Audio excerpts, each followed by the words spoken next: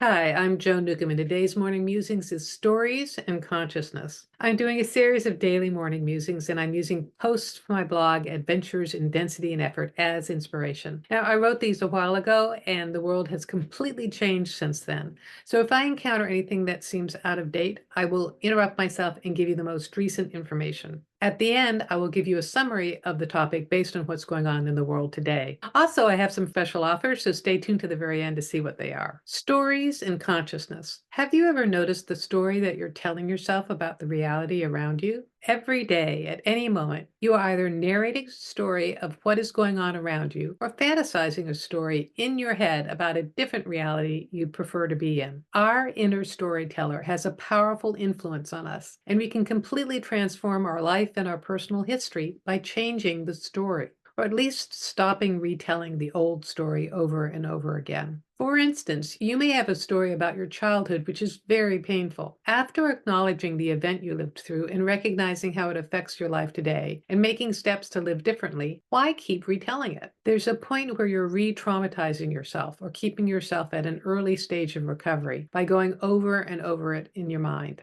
Or you may have had a version of your history that was given to you, told to you by adults or older siblings, that when looked at through your own eyes in present time is completely different. On one level, life seems to be all about the story. Even if you recognize yourself as an expanded being here in physical form for the fun of it, you can get lost in the story of your life. As an infinite being, we love physical reality and enjoy the drama of it just as we love our favorite TV shows. And when we remember that we're infinite, we realize that our life theater is made up as a soap opera or TV series. The challenge and the joy is to operate from consciousness. You are not your story. You are more than your story. You begin by seeing clearly and then seeing beyond the story. You no longer have to react to immediate circumstances because they can and will change. You no longer have to react to personalities in your storyline because they're just actors who may or may not be here next season. You can appreciate how creative you as consciousness are to create such a reality. You can enjoy the scenery and set design. You can be amused by cast and crew. Stories change without our wanting them to. What happens when a story breaks down? What then? It can be very disorienting because we lose an aspect of our identity. It's an opportunity for us to grow and realize that we are greater than our story. Great progress can be made by being willing to give up your story. True expansion happens when you choose to live without the labels given by stories. This week, if you want to, notice how much storytelling goes on between your ears. Take charge by interrupting the narrative. Redirect your focus by reminding yourself that you are consciousness. Do that whenever you notice it for a week and see what happens. And leave me a comment below when you do because I love to read your comments. I had all sorts of stories going through my head and all sorts of personal experiences I've had where the story completely changed. I thought it was one thing and then I realized it was another. One of the things that was a real huge game changer for me was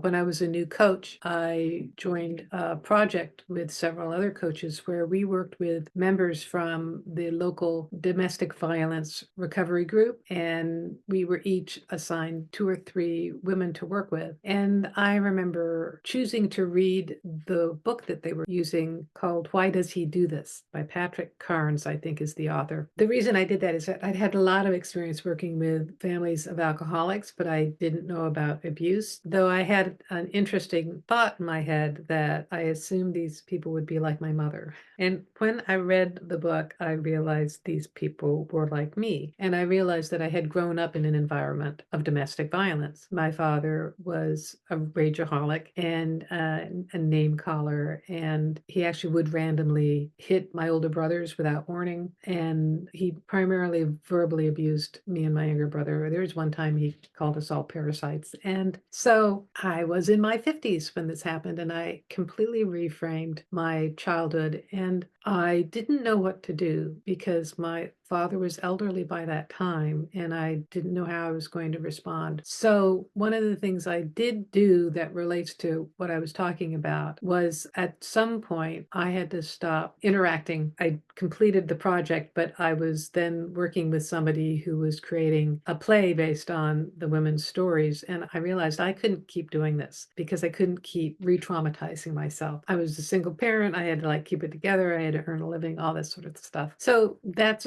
one example where the story reframes. Now, you can also see where the story can reframe again when you kind of lift it up to consciousness and realize that everybody in your scenario are casts in a movie. And you can take an actor like Christopher Walken. Back in the day, he played a lot of really creepy guys, but in real life, he was just a normal person. And saw an interview with him where he was a little bit boring. People on movie sets play all these horrendous different characters, and then when the film wraps up, they all go down to the local bar for drinks, or they all go have the cast party. They're completely separate from the character that they're playing. And when you leave the body and go back to pure essence where everything is love, then you have a different resolution for it. It's a little harder to bring that resolution in the present time when you still see the ripple effects of all the things that have happened throughout family members. The other thing is that we create stories of things coming up, and I would say that most of the time the story that I make up about what's coming up is not true. I've been noticing in my head where I'll have these random thoughts occur, and then it goes to the greatest disaster of all time. So I've been stopping myself because I don't really know where that inner gremlin is coming from. But no, my family is not going to immediately die in a car accident, or no, I'm not going to go over and find a bunch of dead bodies.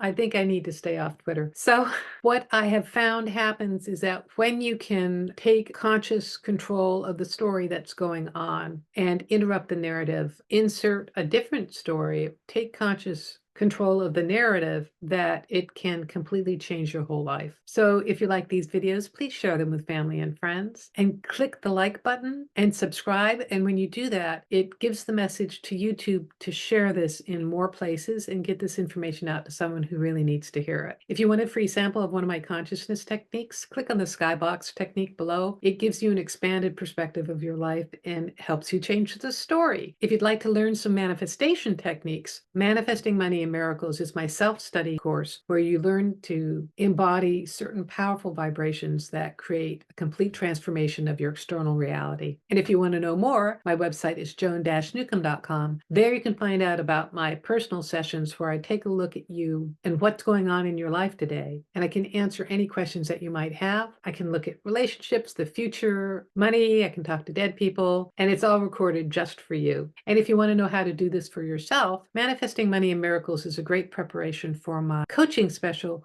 where I work with you one-on-one and give you specifically chosen consciousness techniques so that you can transform your life. And you can find out more about that on my website. Go to my website, joan-newcomb.com, and I'll see you tomorrow in another Morning Musings.